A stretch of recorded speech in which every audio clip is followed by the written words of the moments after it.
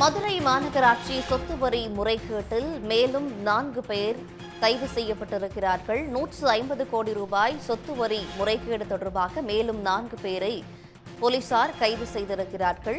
சங்கையா, பிரேம்குமார் உள்ளிட்ட 4 பேர் கைது செய்யப்பட்டிருக்கிறார்கள். மதுரை மாநகராட்சி சொத்து வரி முறைகேட்டில் 19 பேர் ஏற்கனவே கைது செய்யப்பட்ட நிலையில் தற்போது மேலும் 4 பேர் கைது செய்யப்பட்டிருக்கிறார்கள். மதுரை மாநகராட்சியில் 150 கோடி ரூபாய் சொத்து வரி முறைகேட்டில் சங்கையா, பிரேம்குமார், லீமா, ரோஸ்மேரி, ராஜ்குமார் ஆகியோரை போலீசார் கைது செய்திருக்கிறார்கள். இந்த முறைகேட்டு வழக்கில் ஏற்கனவே 19 பேர் கைது செய்யப்பட்ட நிலையில் தற்போது மேலும் 4 பேர் கைது செய்யப்பட்டிருக்கிறார்கள்.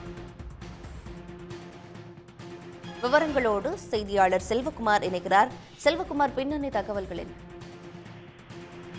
மதுரை மாநகராட்சியில் சொத்து வரி முறைகேடு தொடர்பாக ஏற்கனவே உயர்நீதிமன்ற உத்தரவின் படி குழு அமைக்கப்பட்டு டிஐஜியின் தலைமையில் இந்த விசாரணை நடைபெற்று வருகிறது.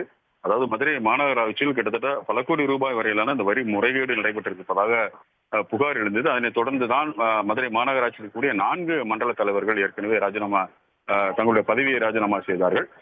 அதே போன்று இந்த மண்டலத்துக்கு, அதாவது மதுரை மாநகராட்சிக்கு உட்பட்ட பல்வேறு அதிகாரிகள் பலர் ஏற்கனவே இங்கிருந்து பணியிலிருந்து மாறி சென்ற அதிகாரிகளும், அதே போன்று பணியில் இருக்கக்கூடிய பலரும் ஏற்கனவே கைது செய்யப்பட்டு தொடர்ந்து இந்த விசாரணை நடைபெற்று வருகிறது. இதுவரை கிட்டத்தட்ட ஒரு 19 பேர் கைது செய்யப்பட்டிருந்தார்கள்.